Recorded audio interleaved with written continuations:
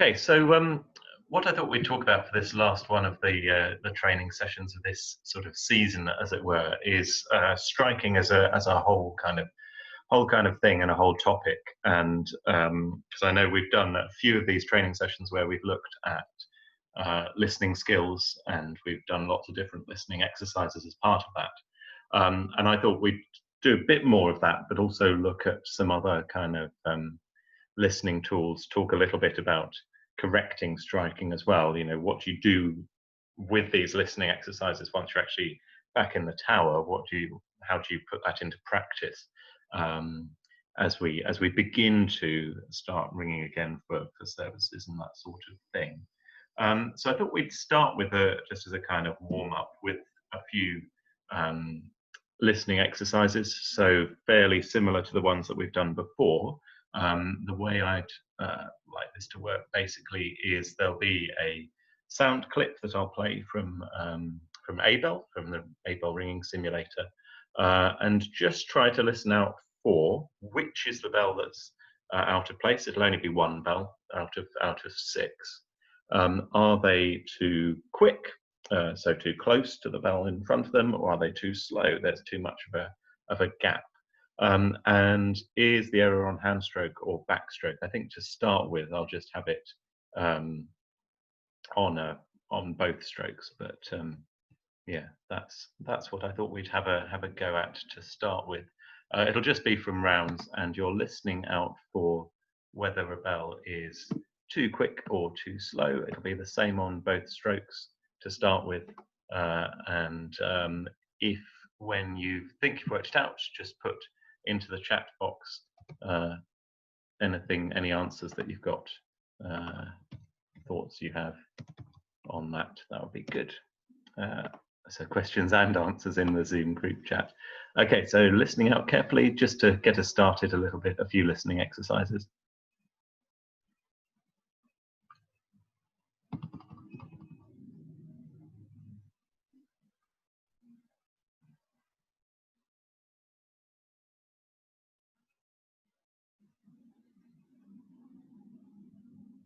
Okay, any thoughts on which bell it was that was out of place at that particular point? Just pop them into the chat box. Oh, couldn't hear. Sorry, apologies. That would be because I didn't share the sound. Let's try again. Try that one again. Sorry about that. I could hear it perfectly, but that's my fault. Let's try again. Hopefully you can hear that.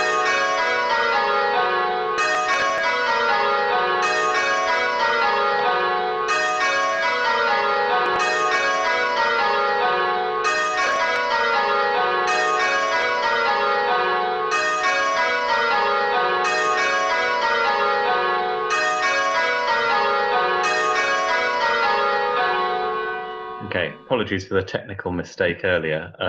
Yeah, so we had the 5 was quick. Yep, definitely. There was also a problem with the 3 at the start, which was a hangover from the fact that I'd moved on from the previous one, thinking that it had worked perfectly, and it hadn't. So the 3 was also a bit late at the start, and then I put it back. Okay, let's have another one.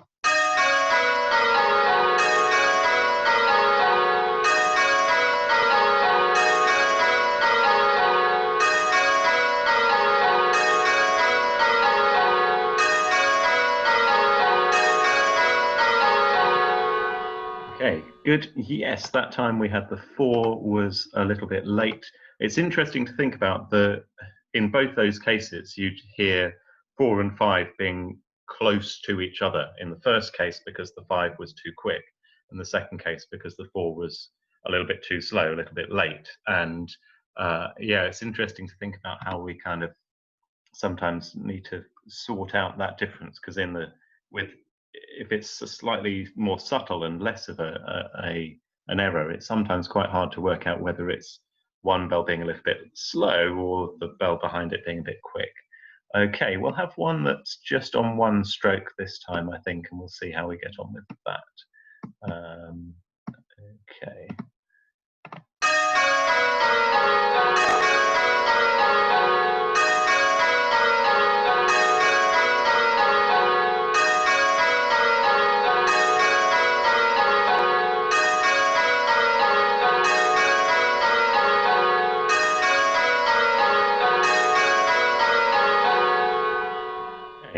answers coming in? Yes, good. So the tenor in that case, in that example, was a little bit late at hand stroke. Okay, we'll have a slightly smaller gap this time, so this will be possibly a bit harder to pick out, but see how we get on. Let's just go to that. Right, see how we get on with this one.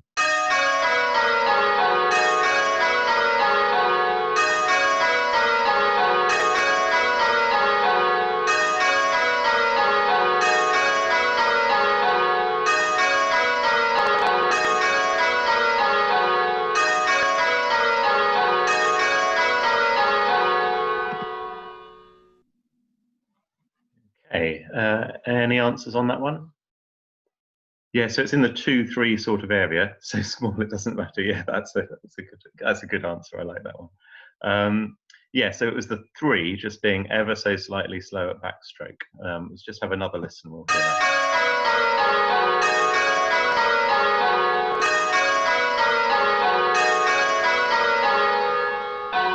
So that was just where the gap was. It was just between 2 and 3 at backstroke. And we'll have one more, I think, and then we'll have a look at something else. This will be an even smaller and possibly really doesn't matter one. See how we get on.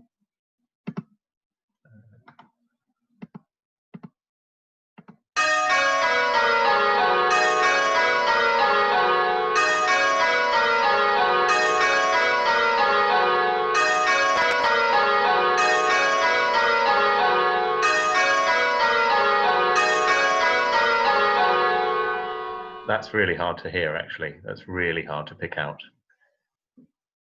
It was just on the 5, and if I exaggerated what it was ever so slightly by an extra like millisecond, we might be able to hear it a bit more easily.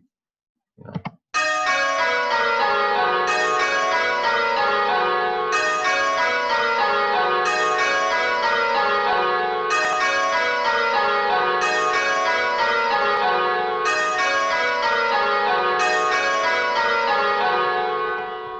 I think that's quite an interesting example because the 5 I'd just put it slightly quick at hand stroke on there, but actually I don't think that sounded that bad at all. And sometimes the back bells just pushing the hand strokes along a little bit can sound quite nice. And so it's an interesting thing that leads me on to probably onto the next point that I wanted to talk about, which is obviously all these listening exercises. We'll talk about some other things we can do in a moment, are really valuable and really useful and are about kind of practicing some of the underlying skills that underpin good ringing.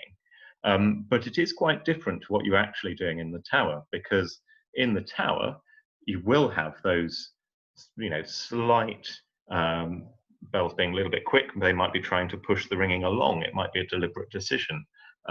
You might have bands who prefer a wider hand stroke gap or a closer hand stroke gap than other bands, and if they're all doing that consistently, that's fine. But a bell would probably say, "Oh well, that's not right. It's not in exactly the right place." And so I think it's quite useful to think about those sorts of listening exercises as a tool for developing listening skills. But clearly, it's not quite the same as what we're doing when we're actually ringing in the tower. So I thought we'd think a bit about what other things we can do to try to help with that, and other things that might be useful. So I've got a few different resources that I thought we'd talk through and have a look at. Firstly, in terms of where to find these things. Let's see if I can find it. Okay, so you can get a bell ringing simulator from this website, ablesim.co.uk, and you can download it. It's a smallish amount of money that goes towards bell restoration projects and that sort of thing. And when you're using a bell, I thought we'd have a look at a couple of different things that could be quite useful with a bell, about thinking about sort of getting the hang of real ringing a bit more compared to those listening exercises that we were talking about. So what I was doing to change the striking is moving this bar along here. So that's where it's perfect. But if I moved it to like that end, we'd get a really, really late, a really quick one.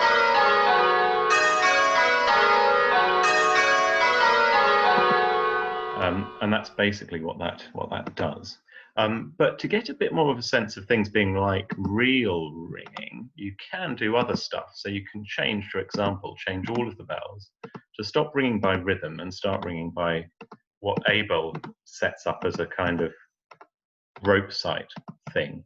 And then if we start making the bells slightly unsteady, we start to see some interesting effects as a result of that. Let's see what happens now.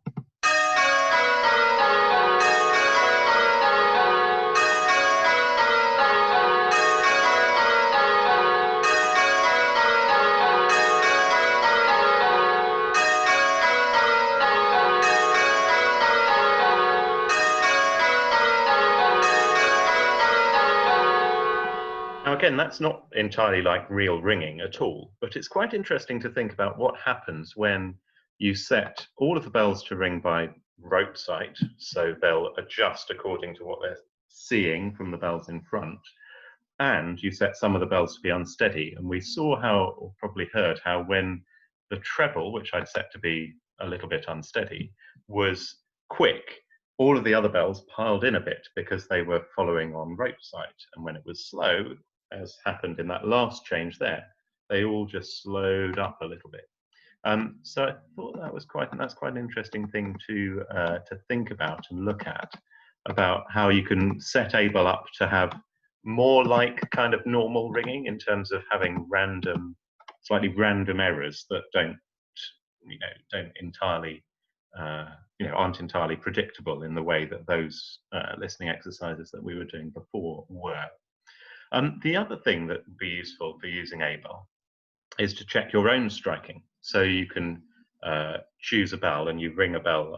If you were at the ringing room training sessions, it's very similar to ringing room, just by pressing the J key to ring a particular bell. And you can set Abel up to, by going to this view section, you can set it up to have a striking display which appears along here along the bottom. And basically, each bell appears here, and if they're perfect, they'll be on the line. So a bell should ring all of the bells on the line. I've chosen to ring 4, and what I can then do is just try really carefully to adjust my striking until it's in what Abel thinks is exactly the right place. And that's really quite hard to do, because what you might think sounds right isn't necessarily what Abel thinks sounds right. But we'll have a go. Well, I'll have a go, and I'll try to get in the right place. So we can see. So if I'm too quick, I'll just appear like by the 3, and I'll be closer to the 3. And if I'm too slow, I'll appear at this end. So that's too slow.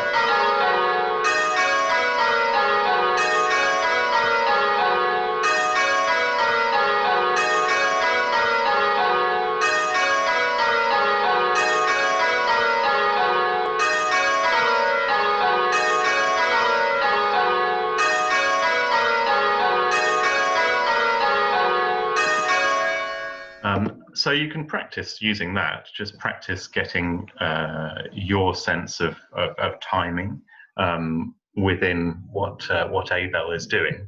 And you can use that display down there to adjust as you go. Or if you want a slightly harder option, you can turn that off, try to get in the right place, and then get Abel to review your striking. And I'll show you that in a moment.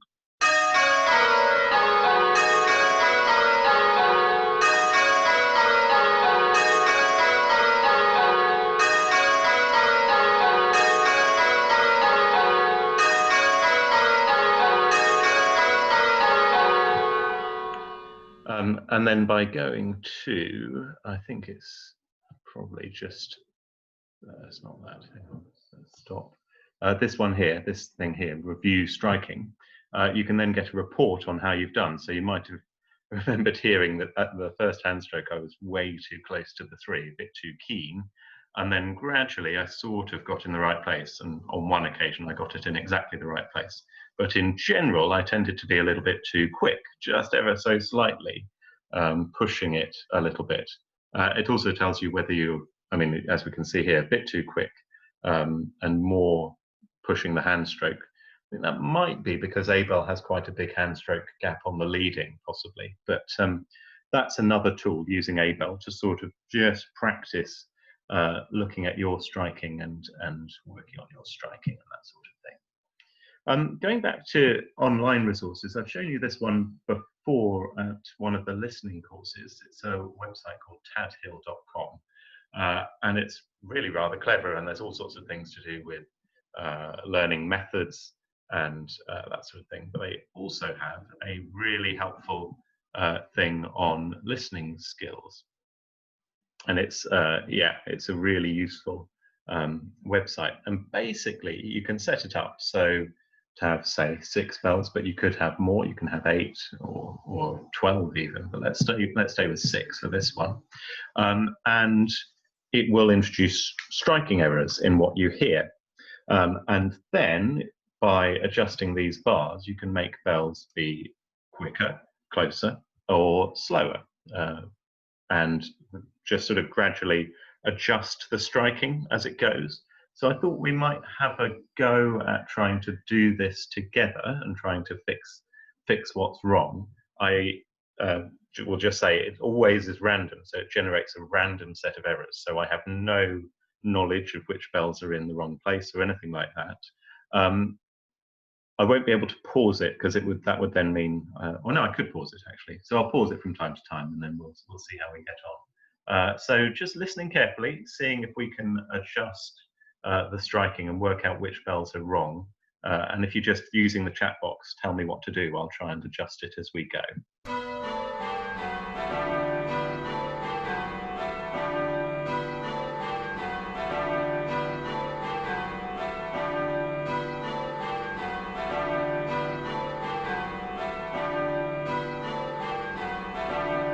Something around here, I think, that we need to adjust. Any thoughts?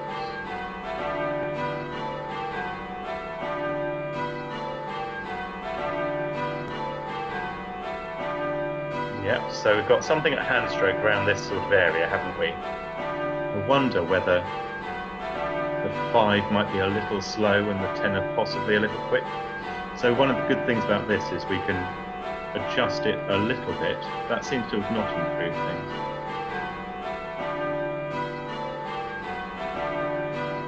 So let's put that back. That doesn't improve things. Okay, so we've got an issue with the tenor. Let's slow the tenor down. Okay, that's good. So we've gone. That's better. Do a bit more. And if you're getting it right, it'll reduce the number of striking errors as we go.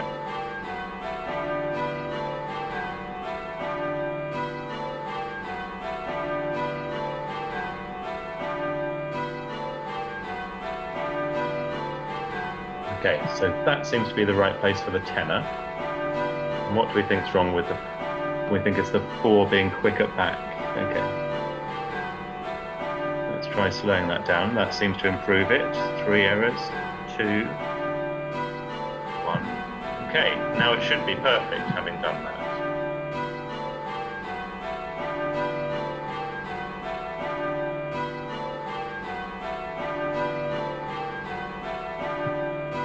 Sounding pretty good. Okay, so I think that's a really useful tool, and when I first found it, I was really impressed and quite amazed really at how well that works as a bit of an example of something similar to those Abel listening exercises, but one where it's a bit more interactive perhaps, and you can use it to just adjust.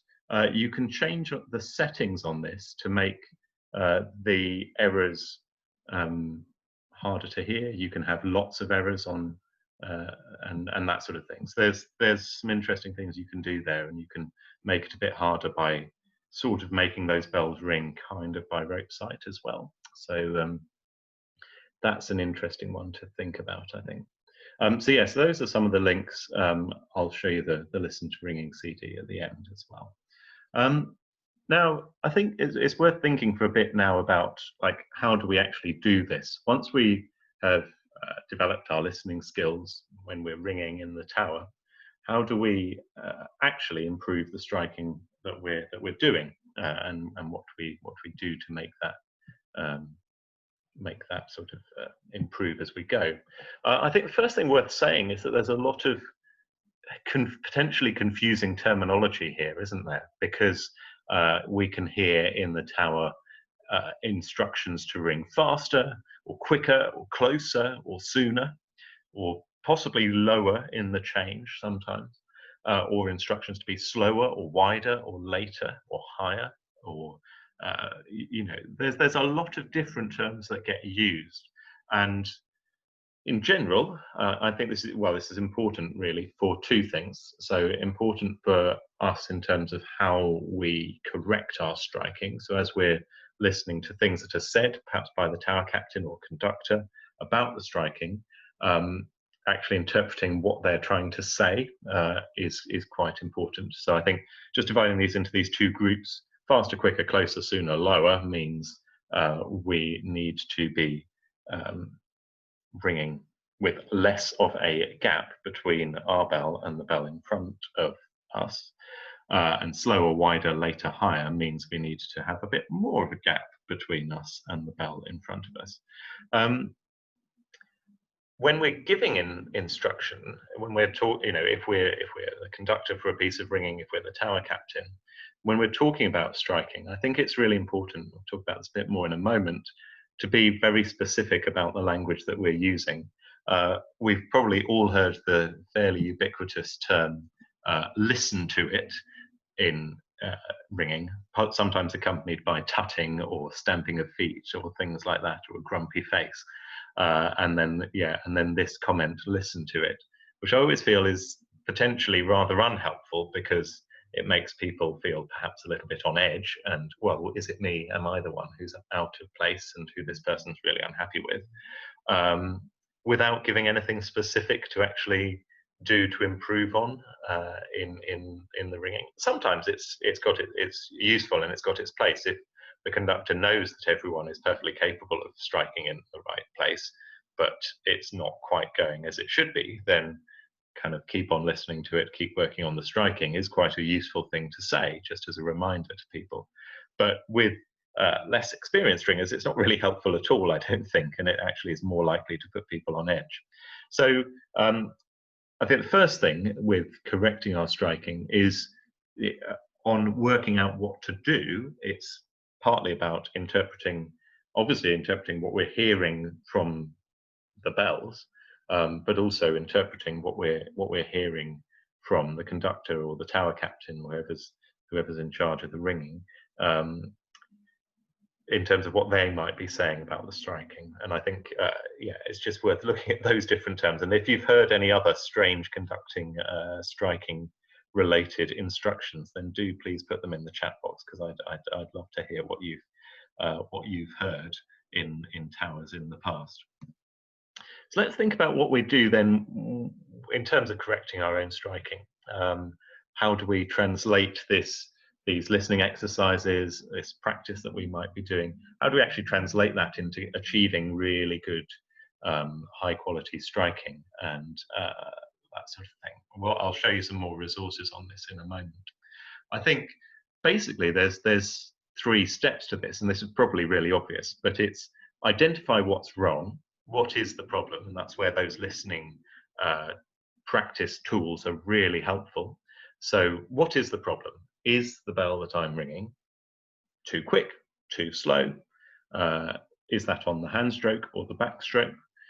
Is it because, not to do with anything that you're actually doing wrong as such, but the bell is just odd struck? And by odd struck, we mean that the way in which the clapper hits the bell means that it doesn't go ding at the time that we would expect it to, looking at the ropes. So bells might be, for example, odd struck in a way that means that at hand stroke the bell strikes more slowly than we'd expect, and at backstroke it strikes more quickly than we would expect.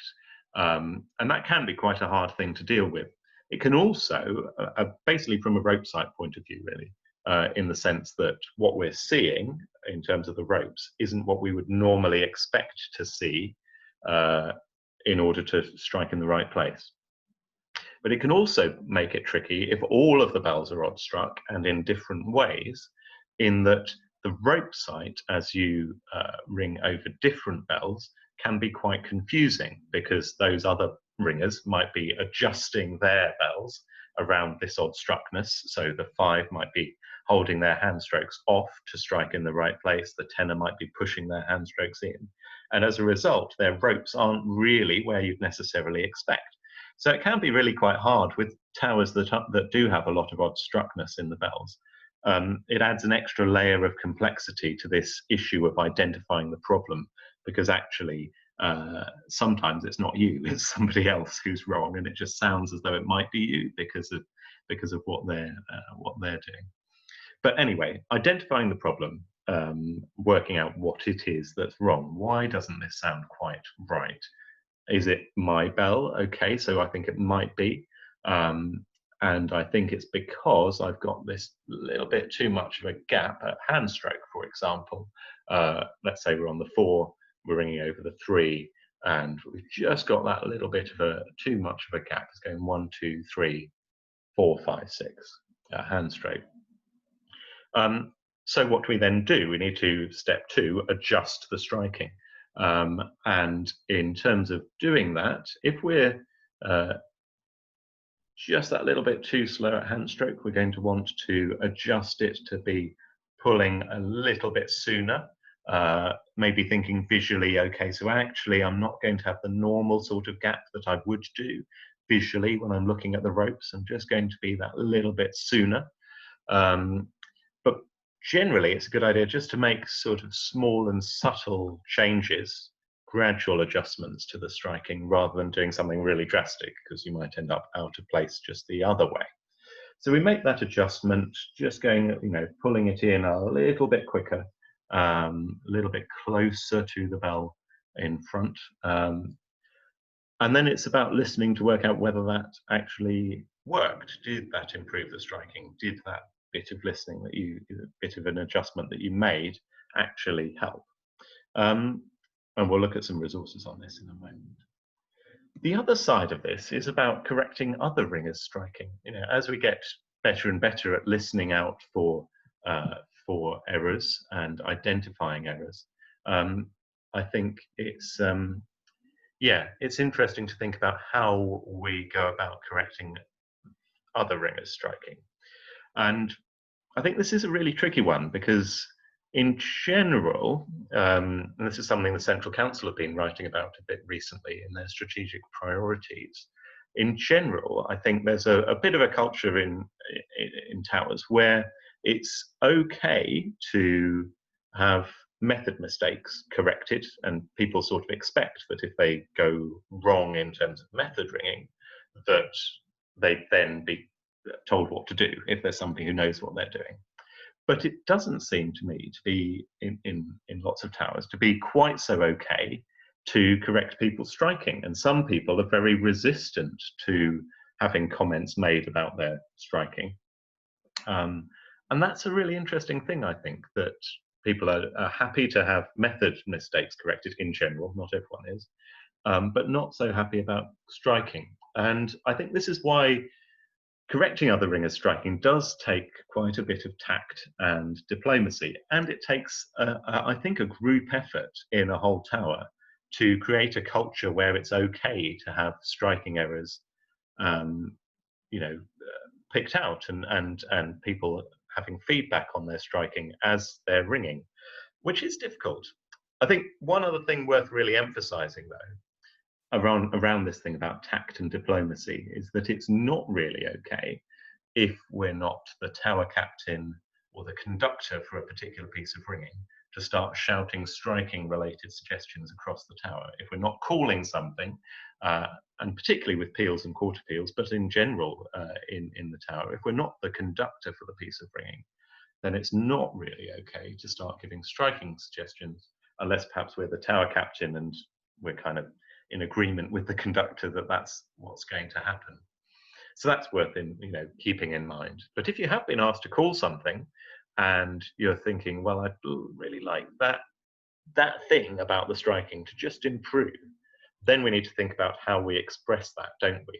And what's the language that we're going to use in terms of improving the striking. Now, that ubiquitous listen to it probably isn't going to achieve what you want to achieve. We need to think, well, okay, so I'm hearing that the 2 is a little bit too quick. How do we give a really positive, specific, and easy to follow instruction to make that change? And I think that's really important to think about as well. So I think using positive language like and just being really specific. So could the 2 be a little wider at handstroke, please? I don't think there's anything wrong with saying that. I mean, some people might get very sensitive about being told that, but I don't think it's it shouldn't be a problem, should it, really? But it's an interesting one to think about. So something that's really specific, positive, easy to follow, and clear, and that people can actually do, whereas everyone listen to it won't necessarily get the results that you want to, I think. But it is tricky, and I think having those conversations and having a culture in the tower where it's okay to have those conversations during and after ringing is really helpful. Coming back to a talk from a few weeks ago on striking competitions, I think bands entering striking competitions can be a really useful tool for this, because you do have to think about, as a whole band, are we striking as well as we can? What can we do to improve that? And you have your practices, and then you'd be thinking, well, okay, so we probably want to do these things to improve. So it's a tricky one, and it requires careful handling, but I do think it's worth doing and worth thinking about. So what I guess we're saying is we can use Abel, and we can use this really useful Tadhill site to practice the kind of identification stage of striking and picking out where the errors are. And then when we're in the tower, we want to think, well, I've identified what I'm not quite getting right at the moment, and then this is how I adjust it. Just a few things that have been written on that over the last 20 years or so.